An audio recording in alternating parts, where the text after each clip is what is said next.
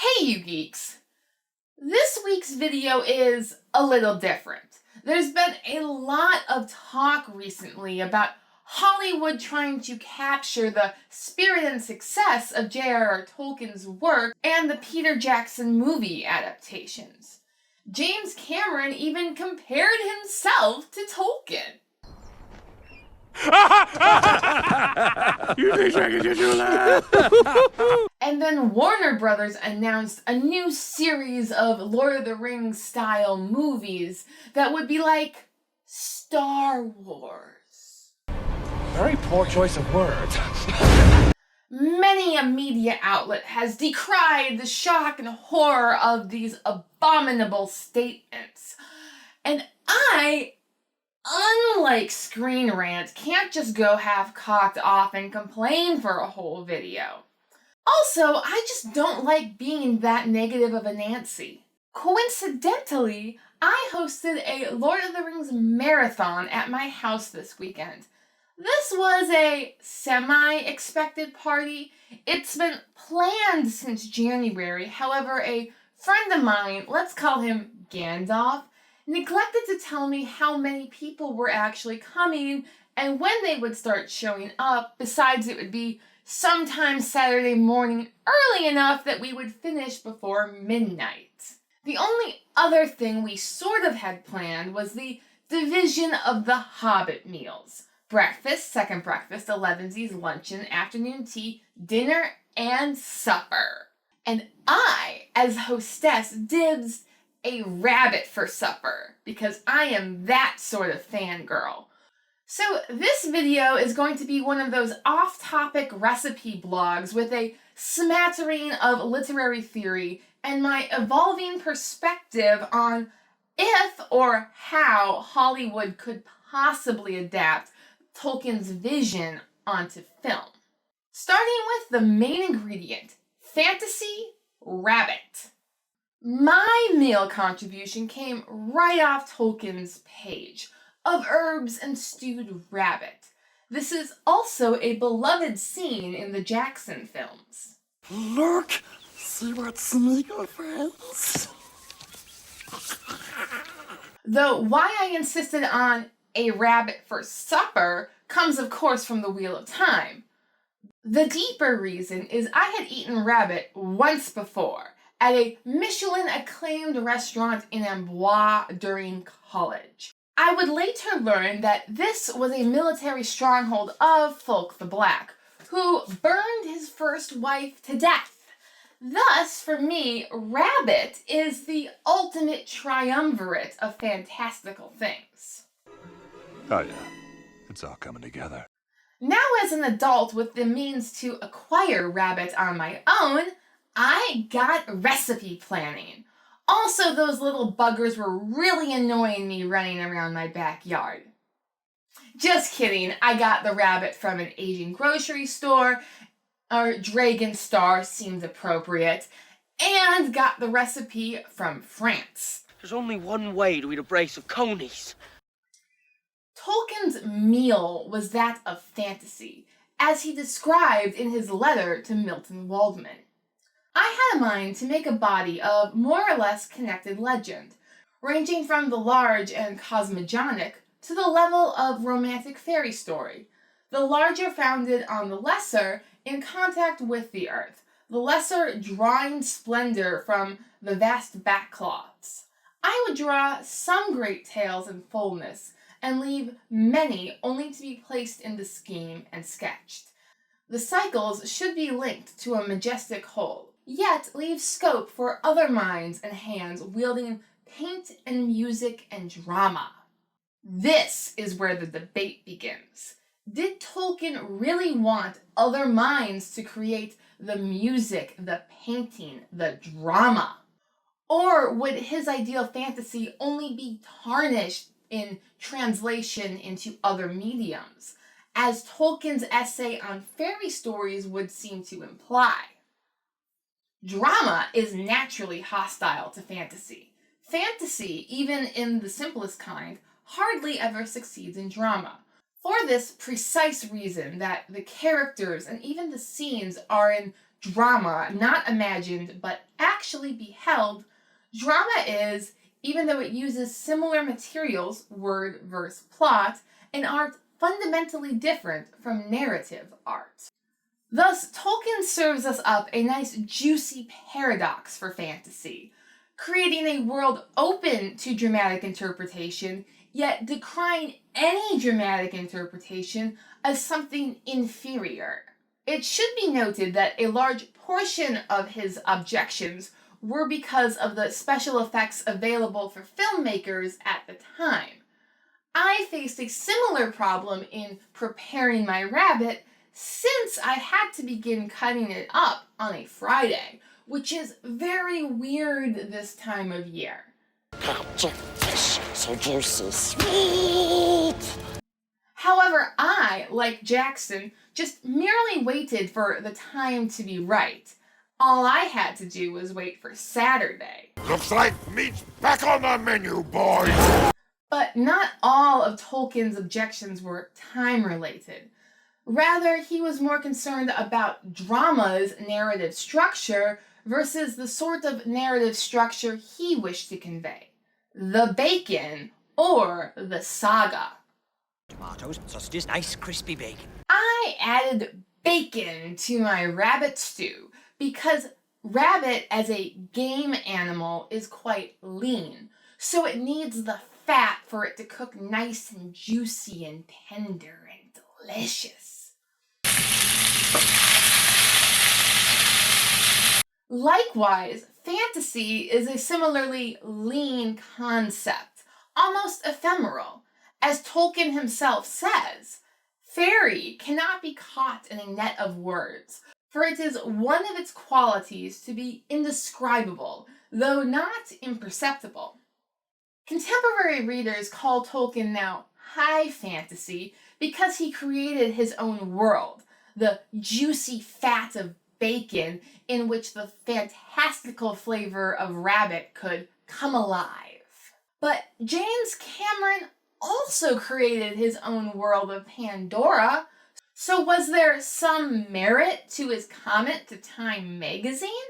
I was trying to do a simulation of, okay, I'm Peter Jackson, making Lord of the Rings, except Lord of the Rings doesn't exist yet, so I need to go be Tolkien and create Lord of the Rings, and then I can go be Peter Jackson.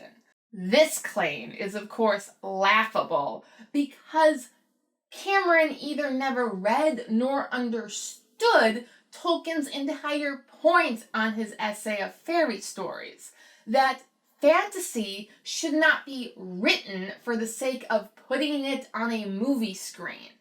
It should be written for the sake of the narrative. And narratively, I will give Cameron credit for incorporating some elements of C.S. Lewis's space trilogy.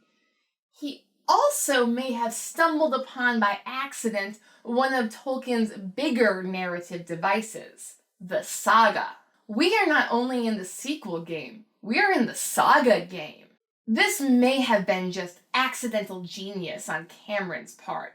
Sagas for Hollywood now seem to mean a lot of movies, whereas for Tolkien, an Old Norse scholar, sagas meant something quite real.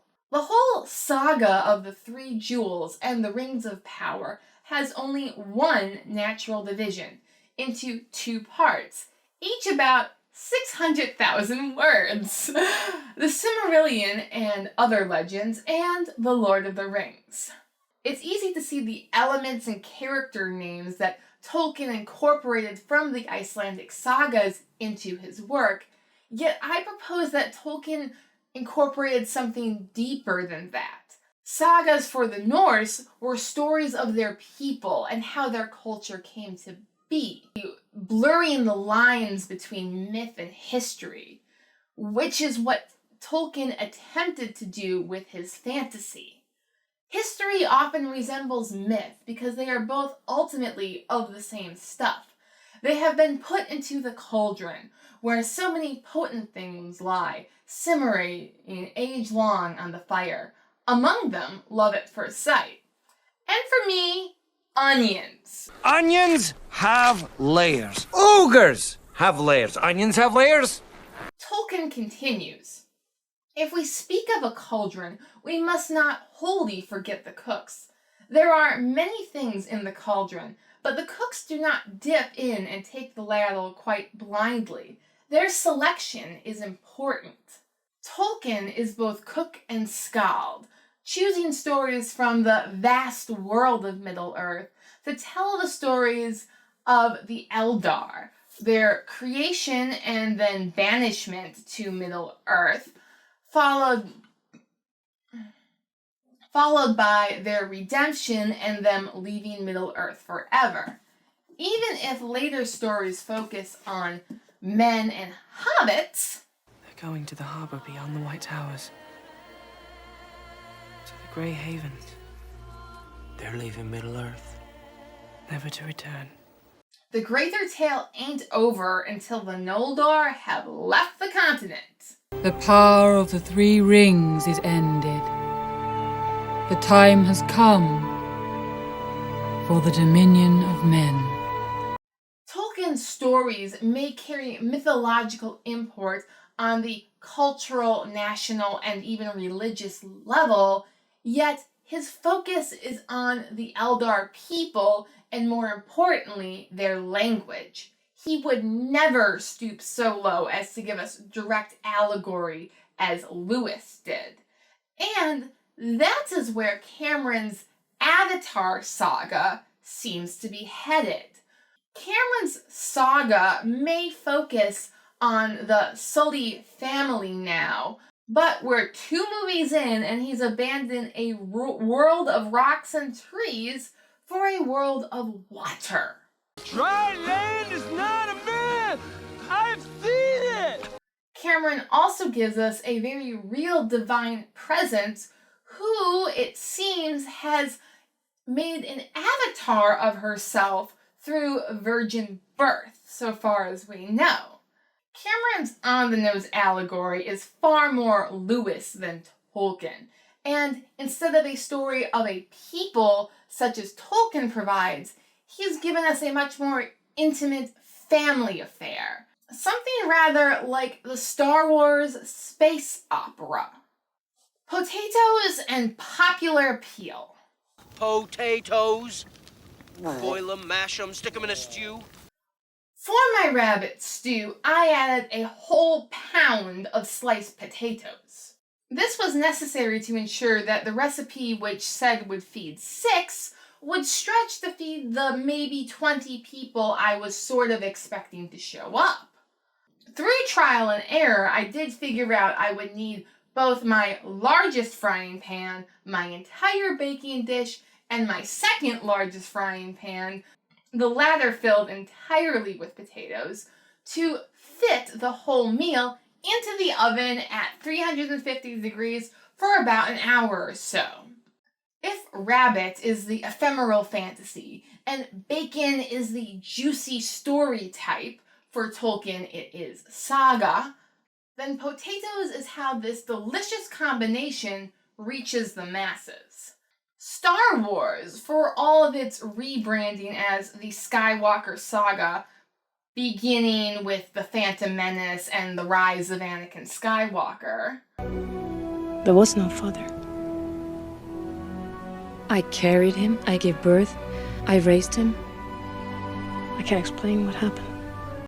And ending with The Rise of Skywalker, wherein all the Skywalkers are dead, except for their kind of sort of adopted daughter.